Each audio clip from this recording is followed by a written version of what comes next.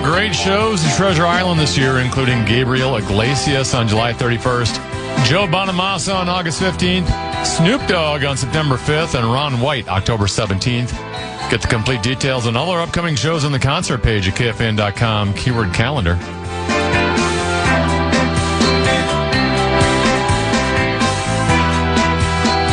I miss it? You did miss it, yeah. No. You want me to redo it? Yeah. KFAN welcomes some great shows at Treasure Island this year, including Gabriel Iglesias. Melinda was mine till the time that I found her, holding Jim and loving him. On July 31st, Joe Bonamassa. Hey there, Georgie girl, why do all the boys just pass you by? Could it be you just don't try, or is it the clothes that you wear? On August 15th, Snoop Dogg. Whiskey bottle, brand new car, oak tree, you're in my way. On September 5th, and Ron White. And she's buying the stairway to heaven. October 17th. Get the complete details and all our upcoming shows on the concert page at KFAN.com, keyword calendar. Those sounds like some heck of a concert. Yeah. I might want to get some friends and go to them. It's a couple 13-14 past hour number 3 of the Grum. I'm the common man, Dan Cole, along with Tennessee. And the legendary one, Mark Rosen, joins us now, who is recuperating from knee replacement surgery. How are you, my friend? I'm doing well. Thanks, Common. I think I picked the right week not to have to worry about going outside. That's for damn sure. Yeah, well, only you can prevent forest fires. Yeah.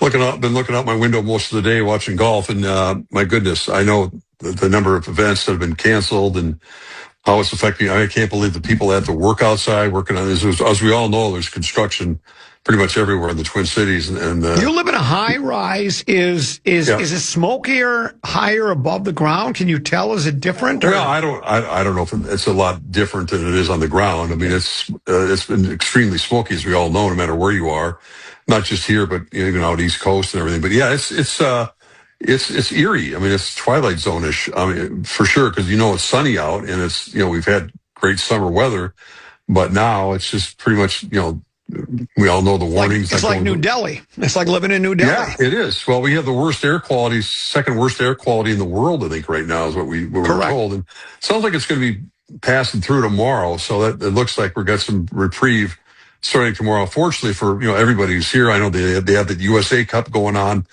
the annual event out at Blaine. And those kids, they rightfully canceled all those games today. And I don't think the kids who are here from all over the world were too upset because I think they bust a lot of them out to the Mall of America. So I'm sure they're having a blast out there.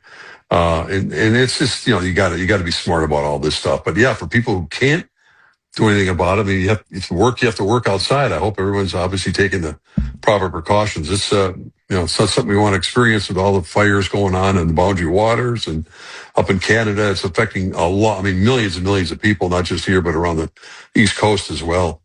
So I wanted to ask you about this knee replacement thing, right? For instance, when if you have, if there was a time where if you were going to get a heart transplant, they'd put it in a pig pump, right? They'd find a pig.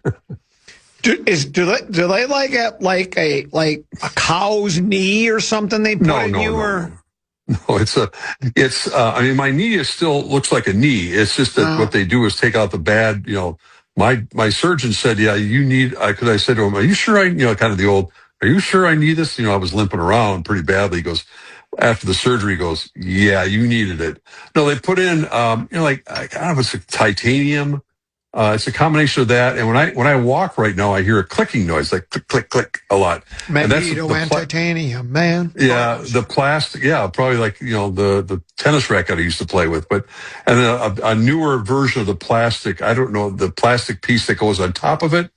Like I said, I didn't make the mistake. I'm glad I didn't watch it before the surgery. Not that I remember it because I was knocked out anyway. But when you watch it, I mean, they put your knee up in the upright position and they slice the thing open. And then they get rid of the bad stuff and put in the new titanium or whatever it is, and then a piece of plastic to kind of secure it. So that's what I'm hearing right now when I'm walking, and that's they cut a lot of nerves, and that's why that's the toughest part where it wakes you up at night. So you haven't just turned into the Tin Man from the Wizard of Oz. There's still stuff in your knee. I don't have an oil can nearby, although I feel like I could use one.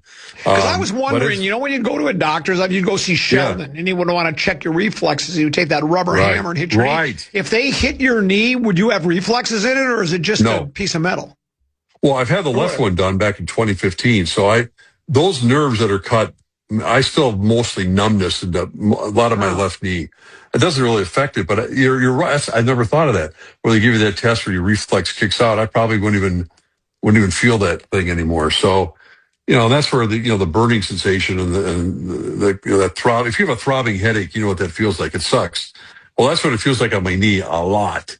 And you just have to ice it some more and exercise and do the right things. And, it's just the benefit is this thing's going to be over at some point. I'm moving along and hopefully be able to drive in a week and a half, and then I'll be back to. Did all of a sudden one day woke up and the knee was bad? No.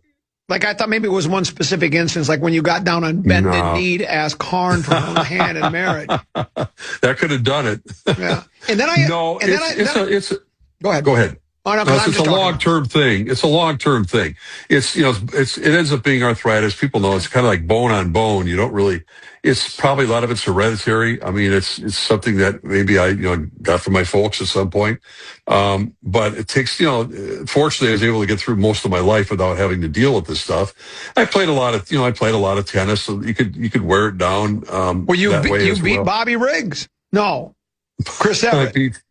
Chris Everett was on my team. Yes, that's right. Navratilova and Herschel Walker. We beat them. Yeah. At Met Center.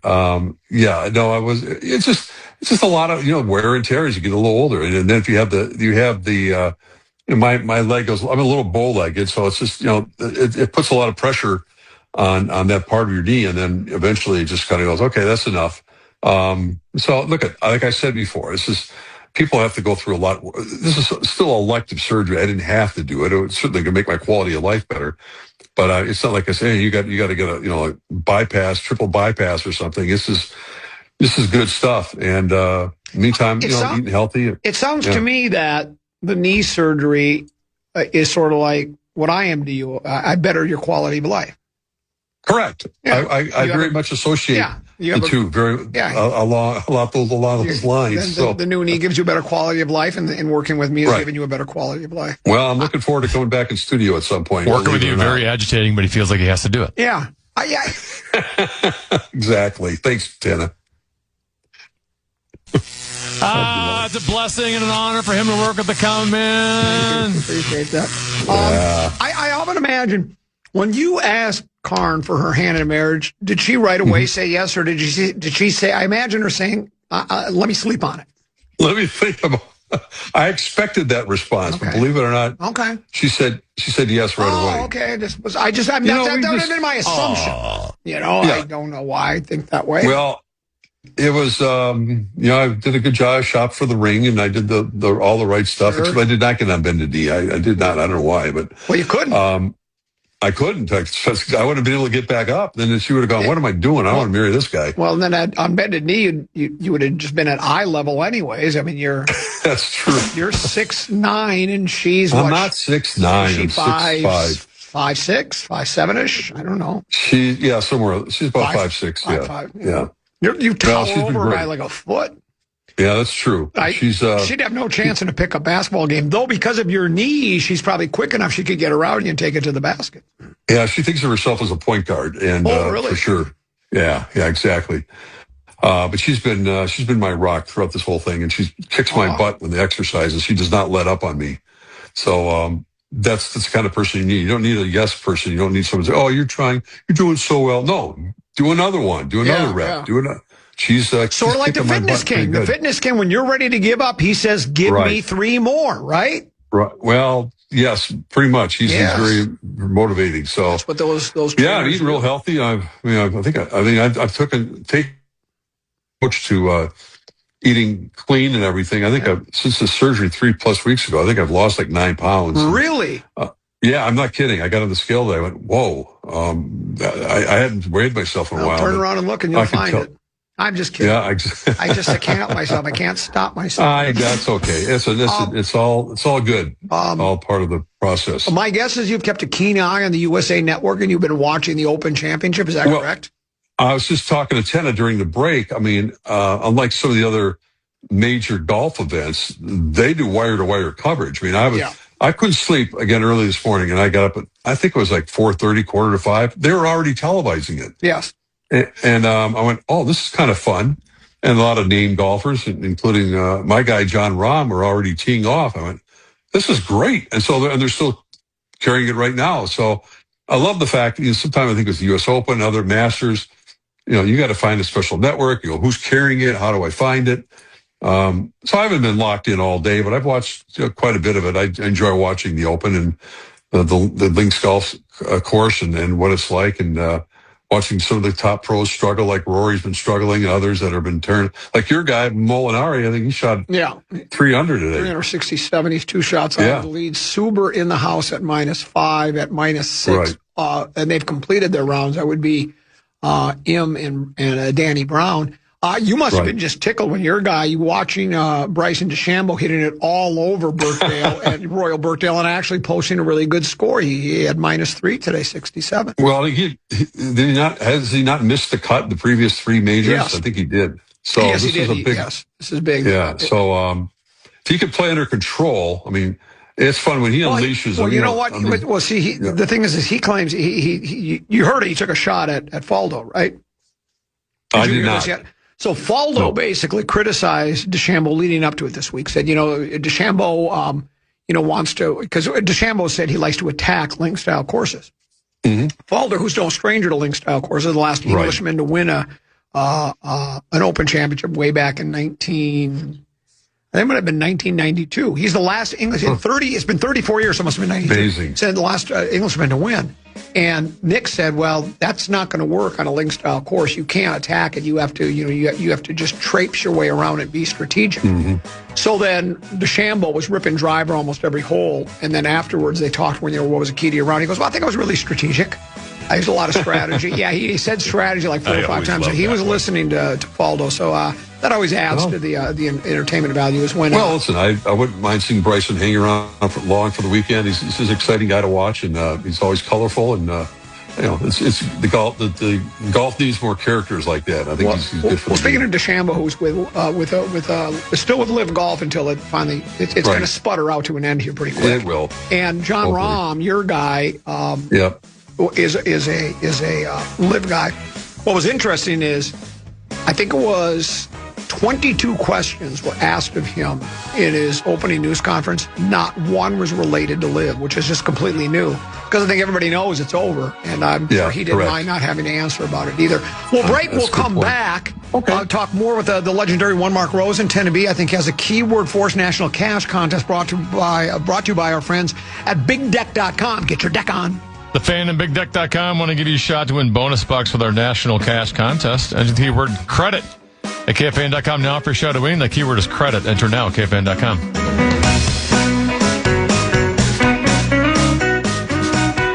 After 40-plus years, he still brings the heat. It's Mark Rosen with the...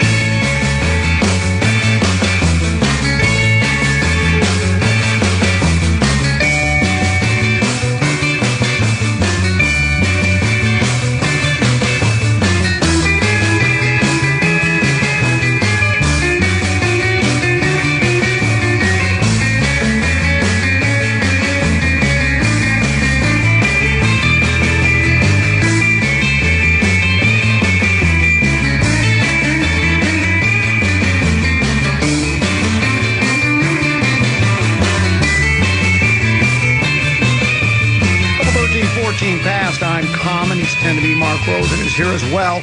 Time now for Peek at the Pros. Peek at the Pros is brought to you by our friends at the Minnesota Golf Association. Get more out of your game. Join the MGA. You'll receive a handicap index. You know what that does? That allows players of all skill levels to compete on an equitable basis. You can post scores, track stats, access course GPS, and enhance your rounds at the free USGA mobile app. Enjoy a prescription to the award-winning Minnesota Golfer magazine. And what's really cool, Youth on Course program continues. Junior golfers can play for just $5 at 150 courses statewide. Get more out of your game. Visit mngolf.org/membership, mngolf.org/membership. And 10B, what do we got? This Suber character is playing super. He's at -5. Right? Jackson Suber is your leader, 5 under 65 today. There's two golfers that are one stroke back. That would be Daniel Brown, 4 under 66. And Sung J M also shot a 4 under 66. A bunch of golfers at 3 under. Thomas Dietschy, Robert McIntyre. Commons prediction, Francesco Molinari, Alex Smalley, Bryson DeChambeau, Ryan Gerard, something called MJ Dafu, Pearson Cootie, and Cameron Young. Young, by the way, still on the course. He's got one more hole to go. And Scotty Scheffler, 2 under 68. He's tied for 13th. Mark Rosen, Jackson Suber is an American professional golfer from Tampa Bay, Florida. He earned his tour card by finishing 20th at the 2024 Korn Ferry Tour Points list. He had a standout amateur career at the University of Mississippi, where he became the first Ole Miss golfer to reach #1 in the GolfStat national rankings. He was born to L. Wayne and Jack Suber. He attended Henry B. Plant High School, where he was a 4-year letter winner in golf. He led the team to district and regional championships all 4 years and the Florida 3A state title in 2016. He posted a 71.0 stroke average in high school and earned Local Player of the Year honors in 2016. Wow. He was also a member of the 2018 Wyndham Cup team. And from there, it's been nothing but roses for him. After he made the Pro Tour, he made his championship debut in the 2024 U.S. Open. He was an alternate. He made the cut and finished tied for 73rd. He won. His best result was a tie for 6th at the Sony Open last year. In 2026, he had his career as he finished solo 4th at the CJ Cup. Byron Nelson, -23, also qualified for the U.S. Open. I've always wondered when a player is an alternate, who decides, I can't make the U.S. Open this year. How does somebody now? I mean, the legendary story is John Daly. When he won a crooked stick, the PGA Championship in 1991, I believe it was, he was the 9th alternate. That means 8 other players were called, hey, it's the PGA of America. Just thought to let you know that you're the 3rd alternate and there's a spot for you. I made other plans. I'm going to go camping in the Boundary Waters canoe. How do you pass on playing in the U.S. Open unless I don't know what it could be? I don't understand, but that's apparently what it was. Well, maybe we're missing something. I agree with you 100%. I love these stories of a young kid like this kid. I mean, he gets an opportunity not only to play in the Open, but to lead it after the first round. And we have these stories that come up a lot. I mean, the idea that he would be able to finish up on a Sunday, it's a whole nother level. But the fact is that he's going to never forget this round today, and the fact that he's looking at the leaderboard and he's leading. So it probably won't last, but that's the way that the world works in professional golf at this level, where you have the elite players that'll probably take over the next 3 days. But good for him. Maybe he'll be able to hang around for a while. Olivia Miles, superstar already in a rookie season with the soon-to-be WNBA champion Minnesota Lynx. She left the game last night. Apparently she turned her ankle. She was helped off the court, I think, by the training staff. Or did you go off on her own? I don't remember what Tenneby said. But, I mean, she seems to be, it wasn't like all of a sudden, they had a walking boot on her. But, again, she's been banged up a couple of times now here in the past week or 2 weeks or so.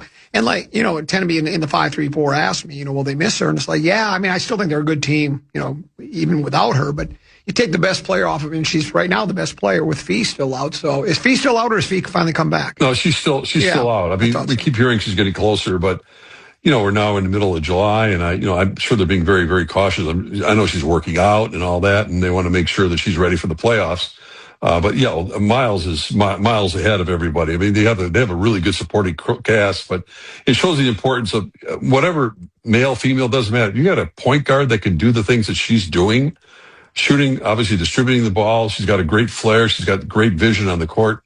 Yeah, she's absolutely a breakthrough player for Cheryl Reeves' team. And to get the pick where they did and get her is just phenomenal that they were able to get Chicago's draft pick and put that together and get Olivia Miles, who's going to win Rookie of the Year. She could win MVP the way she's playing right now. Earlier we were talking about in 2028. It's a change nationally with bat weight in high school sports. Now they're going to allow people to play with a lighter bat, and there are a lot of concerns about it, including safety. One text messenger says the drop 3 rule came into effect when I was in high school, and it was for the sole purpose of pictures. I don't know what he means by pictures. Maybe he meant pitchers. But anyways, he says pitchers probably. Third base and first base not getting killed by line drives because the bats were getting so hot and so light. If you can't swing a drop 3 bat, you probably shouldn't be playing high school baseball anyway. So I guess is that part maybe where the reason? Well, some of the kids aren't, they need to have the lighter bat in order to be able to play high school. But if it's going to create the concern is the how fast it comes off the face of the bat. The exit velocity. We always talk about exit velocity. It's one of those in baseball. I don't know when they first started tracking that. It's been a very recent development, I think, in the last few years anyway.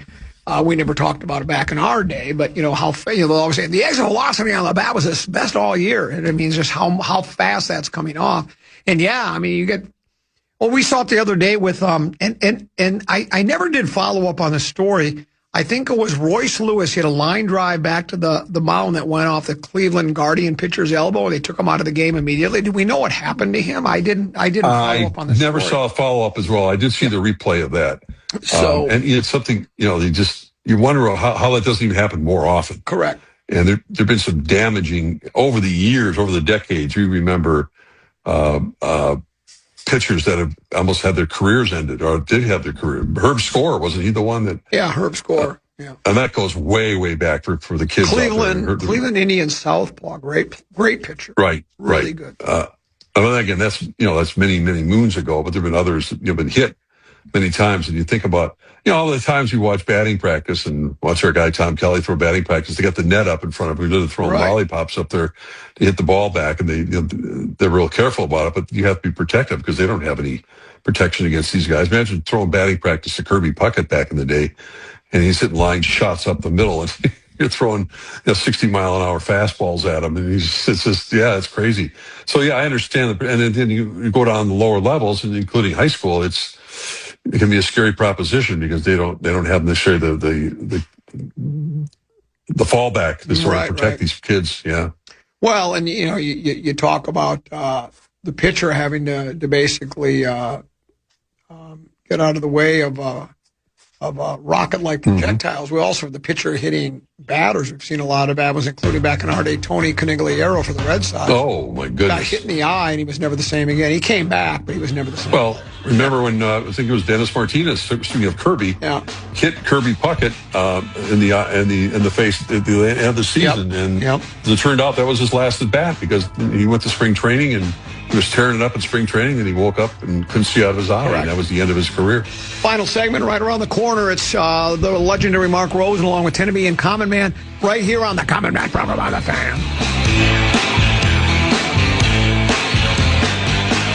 You're listening to the Common Man with 13:14 pastime comedies. Tenneby, Mark Rosen here as well.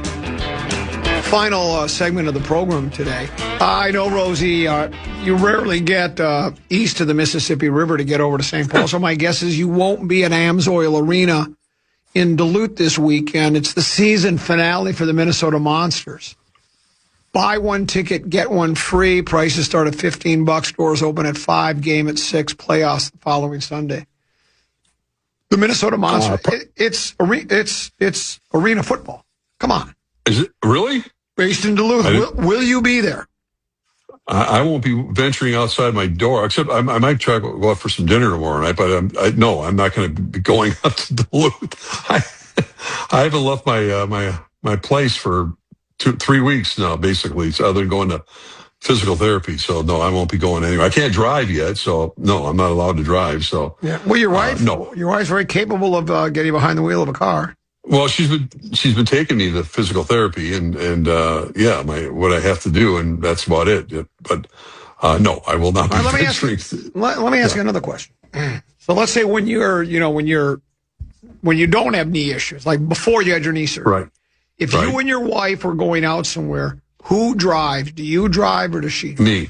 Really? I drive. She doesn't like to drive. Oh, okay. It's not because. The way you answered was almost like, No. Woman driver, no survivor. No. Okay. Karen just doesn't, she says, she's openly said, I just don't like driving. I mean, she has to drive to Egan pretty much every day when, she goes out there to the new Winter Park for her Vikings job. And even like last night she got home, dinner time, and she was stressed out. The traffic was terrible. The air quality was awful. I mean, everything was kind of negative, and it's just, rush hour traffic is not fun, no matter who you are. So she's not a big fan of driving anyway. So it's not a sexist thing. It's just that she wants me to drive. And I enjoy driving, so I don't mind at all. It's not about that. She's been taking me where we have gone someplace, obviously the last 3 weeks. And since the surgery was on my right knee, until I can prove I can go from the gas pedal to the brake, I'm going to go practice tomorrow in the garage and just see how that movement feels. Yeah, I'm not going to go drive anywhere, but I just want to practice just going from the gas pedal to make sure I can get that movement down and keep working on it so I can get ready to drive. Can't you just do that while you're sitting on your lazy boy? Just kind of move your foot right. I've been doing it. Left. Oh yeah, it's one of my exercises that I do all the time anyway. So just want to see what it feels like. No big deal. But I do most of it. Tennessee, how about you? When you and your wife go, do you do the driving or does she? Or do you change off? I drive every time. Every time? Yeah. Is that because you demand it? She doesn't like it?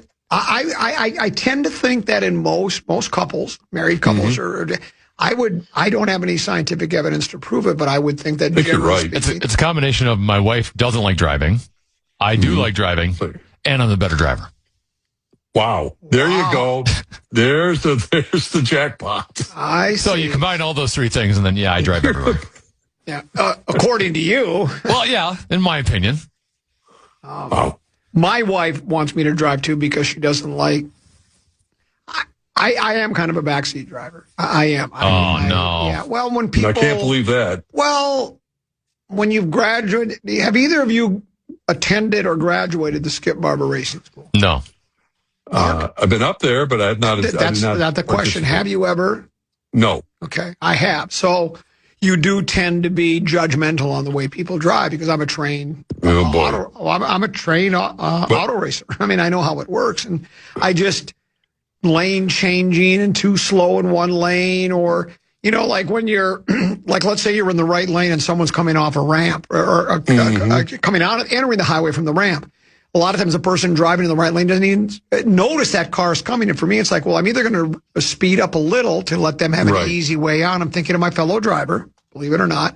Or if they're up a little too far, I'll back off just a little to let them seamlessly slide in front of me. And you see people don't do that very often. And so, I'm a Skip Barber.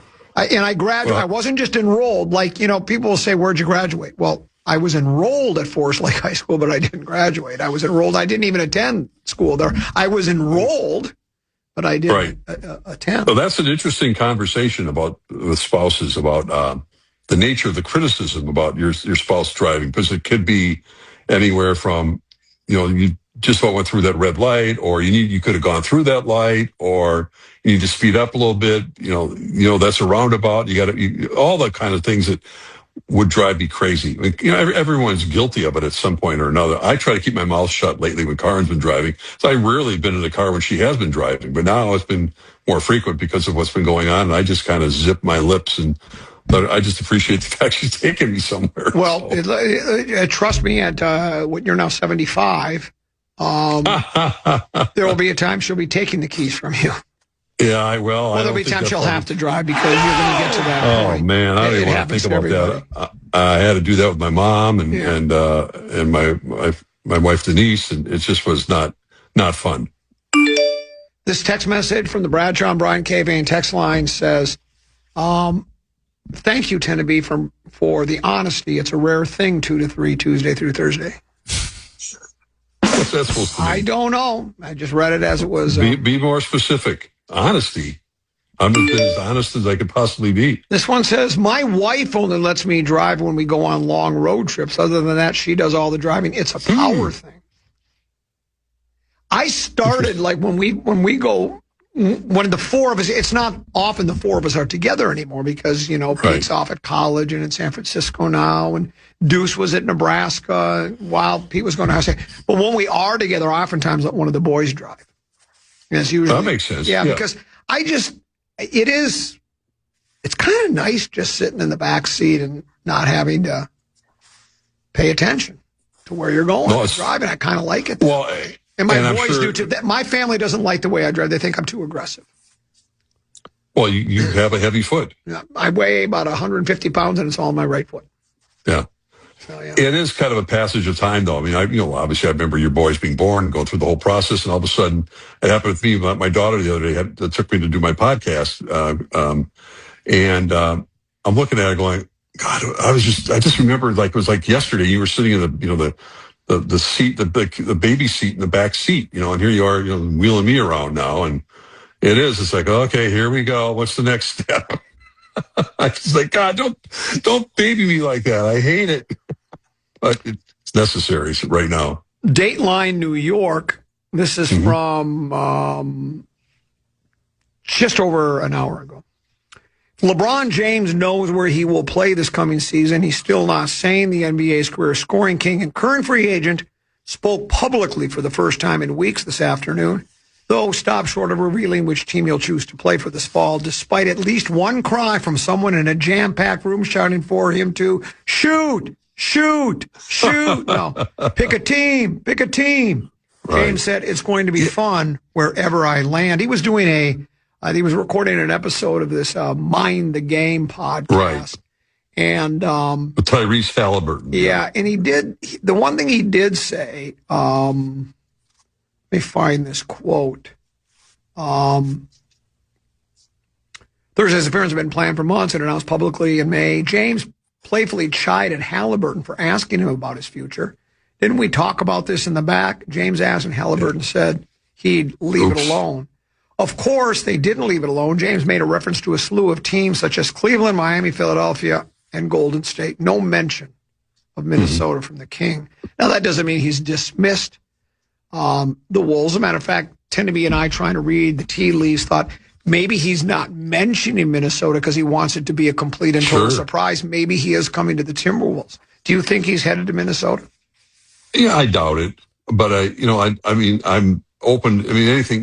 The speculation hasn't stopped and will continue until I don't know what he's waiting for. I mean, I really don't. I mean, he's had all the information for a long time now about what teams are and what he's looking for in a team and ownership, teammates, city, whatever it might be, championship aspirations. So, I mean, it's just like, what are you waiting for? I mean, it's just, I know he actually had a pretty good line about in that town hall, whatever you want to call it. He goes, LeBron said, I have a 22-year-old. We're talking about kids already. I mean, driving, et cetera, et cetera. So I have a 22-year-old who's now an ex-teammate of mine, which is hilarious. So, Bronny remains for now on the Lakers, and he's moved on from LA, obviously, and we're just waiting to hear where he's going to go. And meantime, I know Tim Connolly was on with Barrero yesterday, and I heard excerpts of it. I didn't, unfortunately, get to hear the whole thing, but they got to make plans as well, and I don't think anything's stopping them from signing someone else at the moment because they indeed need a power forward of some respect, unless they're going to move Terrence Shannon to that spot, which seems kind of a reach at the moment. But I don't know. I'm sure they're figuring it out behind closed doors. They kind of know what the game plan is going to be. The anticipation that LeBron's not going to be here. I mean, I still think it would be a big shock if he came here. I don't read a lot into the fact that Minnesota wasn't mentioned today, because I think from a basketball standpoint, it still makes a lot of sense. But I still think he's going to go to Golden State, but we'll see how that works out. Yeah, I think we talked about this yesterday. Maybe I didn't discuss it with you. I don't necessarily, why do we think Minnesota would be the best place basketball-wise? I I know the theory. Well, there's two guys that he won't have to shoulder the scoring load because he's got LeBron and he's got Ant, and he won't have to share the defensive load because he's got McDaniels, and he won't have to shoulder the rebounding because he's got Gobert. I think he wants to shoulder those things. He's LeBron. He's a GOAT. He doesn't want to come and be a bit player. He wants to be the guy that come fourth quarter, bring it to the king. I think that's highly overrated that he's looking at that. I'm with you on the Golden State. And I could be dead wrong. He could announce when he announces that he's coming to Minnesota for all those reasons. I think the reason he goes to Golden State, because there aren't many people any players in this league that are on his level. There just aren't, as far as accomplishments, where they stand in the grand scheme, the pantheon of NBA players. Maybe the only guy really right now in the league that is there would be Steph Curry. Steph Curry is Steph Curry, different kind of player, but Steph Curry, I would argue, every bit as good as LeBron James. And so I think the two of them who have known each other for a long time, they've talked about it. I think they both have 4 titles, right? Hey, let's both go for our 5th on the same team. And I think they all like Draymond. They like LeBron. I think he's very fond of street clothes. I just think, and he's already in California. I just think that makes more sense to me. Now, I'd love to be wrong, and I would love him to come to the Wolves, but I think he's going to go to Golden State. I agree with you, but I think the idea that LaMelo in particular would get LeBron. LeBron would still be a focal point of the offense in the fourth quarter. Bring it to the ticket, bring it to LeBron. And LaMelo is a great distributor of basketball. He's going to be able to do things that we haven't seen. I mean, Ricky Rubio was probably arguably the best assist guy the Wolves have ever had in the point guard position. He couldn't shoot worth a lick, but LaMelo's got to improve that as well as his career goes on. But he can get the ball to LeBron. I don't think that would be a problem. I think LeBron would still get his share of opportunities to make game-winning shots in the fourth quarter if he was on the Minnesota Timberwolves. No doubt about it. That means Ant's going to really have to. He's going to have to be more generous with the basketball because that's what Ant does.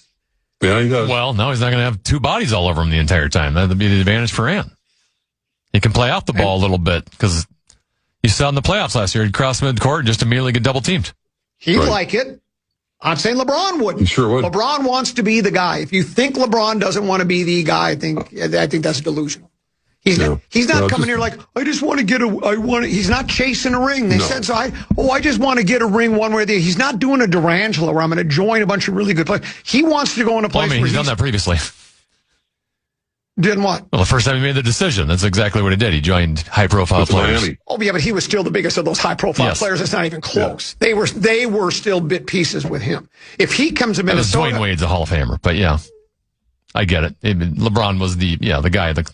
Exactly. But he's got to have a little bit of self-awearness that he ain't that LeBron anymore. No, he's not. But he's the fourth quarter. Does he have to have that self-awareness though? These guys, their egos. Sometimes you think, I don't know.